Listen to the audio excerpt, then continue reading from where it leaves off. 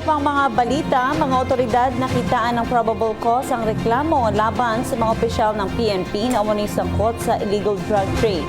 Ang detalye alamin natin mula sa aming kasamang si Julius Desamboron via phone patch.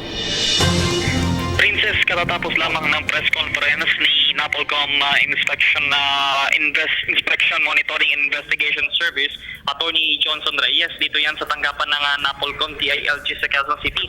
Sabi niya, nakitaan ng probable cause ang dalawang narco generals na sina dating NCRPO Chief General Joel Pagdilaw at dating QCPD Director General Edgardo Tino. At sa ngayon ay pado na ng lahat ng commissioner ng National Police Commission pati ng kalihim ng DILG itong 22 pahinang pre-charge investigation report sa dalawang dating police officials.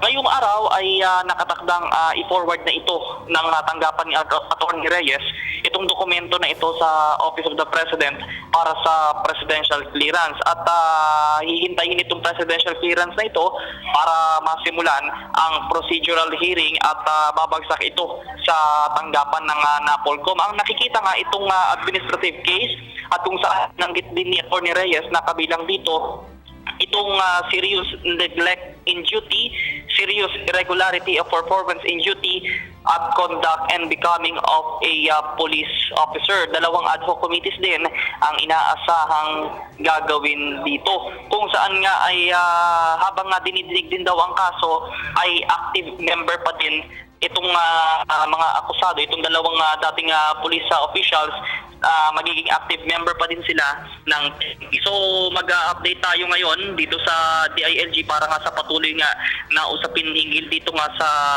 paghahain nga ng kaso sa dalawang police generals na inuugnay nga sa operasyon ng illegal na droga. Mula dito sa DILG, Quezon City, para sa BTV News, Julius Desamboron. Maraming salamat, Julius. Ako po si Cathy San Gabriel. Subscribe na sa PTV YouTube channel. I-click lang po ang subscribe button.